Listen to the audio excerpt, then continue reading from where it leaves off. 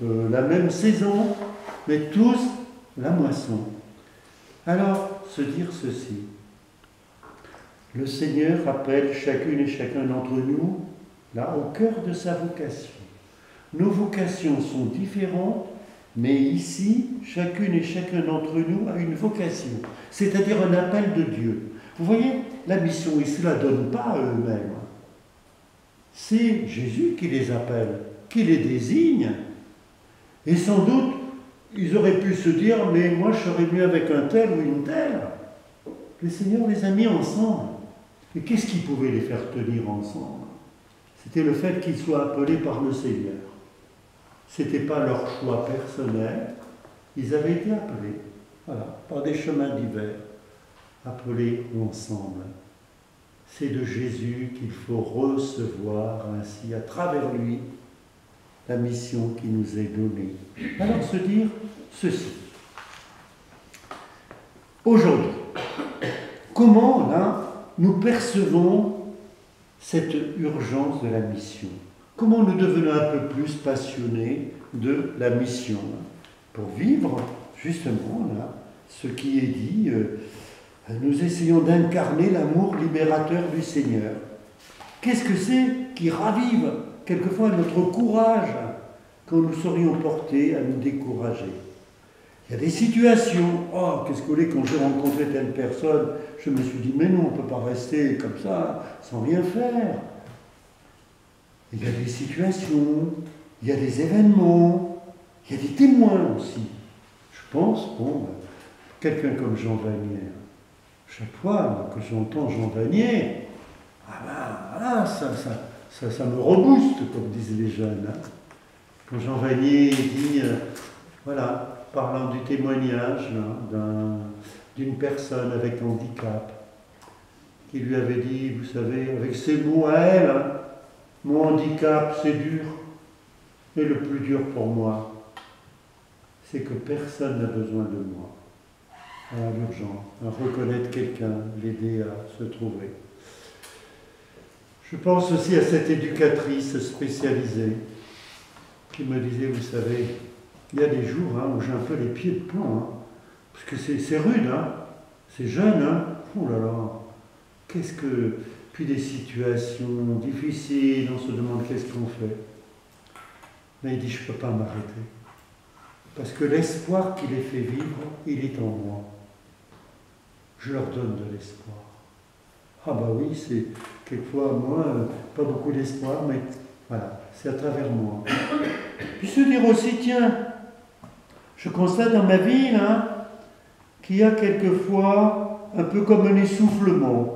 Oh, je dis, mais par rapport à tout ce qu'il y a à faire, ce qu'on fait, c'est si peu.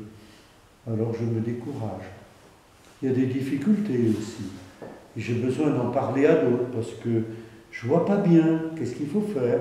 Puis il y a la fatigue, il y a l'usure. Et se dire que le Seigneur nous envoie ensemble, dans la diversité. Et que cette urgence, nous ne la portons pas seuls, nous la portons avec d'autres.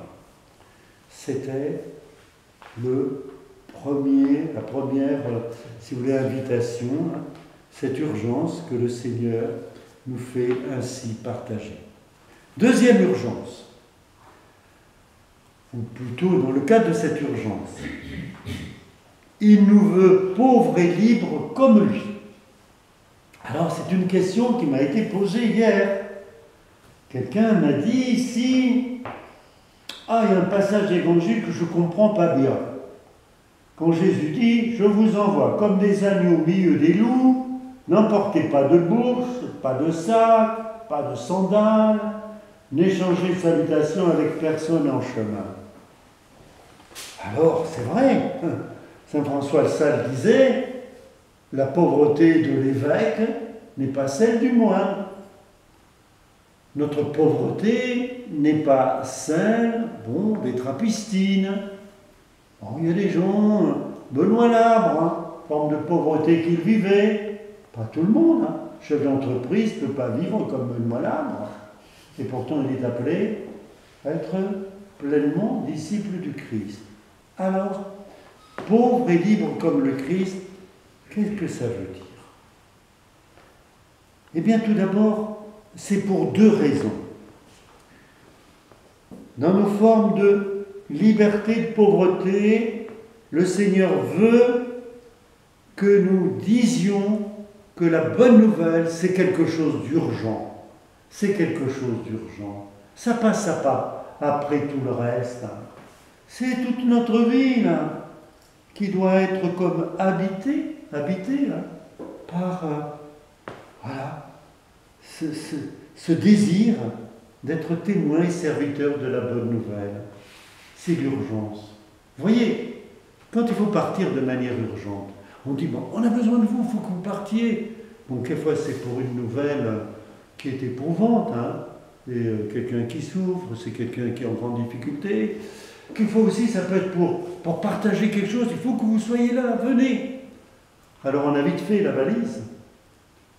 Mais quand on a du temps, on dit, oh, peut-être il fera chaud, peut-être il fera froid, peut-être je pourrais prendre ceci, peut-être je pourrais prendre cela, et puis c'est pas tellement au point encore, il faut attendre, il faut voir.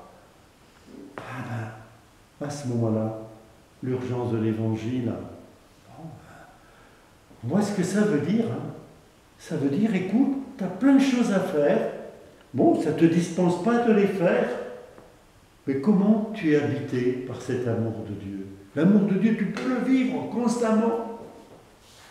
Alors, déjà, l'urgence. Et puis aussi, la gratuité. La gratuité. Tu vois, tu es pauvre et libre parce que c'est quelque chose qui ne t'appartient pas. Oui, ça t'est donné. C'est un trésor pour toi, mais un trésor à partager. Dans le passage parallèle en Saint Matthieu, que nous avons lu d'ailleurs récemment, en Saint Matthieu au chapitre 10, verset 8, Jésus leur dit aux envoyés, « Vous avez reçu gratuitement, donnez gratuitement. » Alors, regardez la prière des grands témoins de la foi, de l'Évangile. Saint Ignace de Loyola, priait ainsi: « Prends et reçois ma liberté entière, ma mémoire, mon intelligence, ma volonté, tout ce que j'ai, tout ce que je possède, c'est toi qui me l'as donné. Je te le rends en totalité. » Puis la très belle prière aussi de Charles de Foucauld. Alors, cette liberté, cette gratuité fait quoi? Que dans notre vie, le Seigneur est le Seigneur. C'est-à-dire, il est le trésor.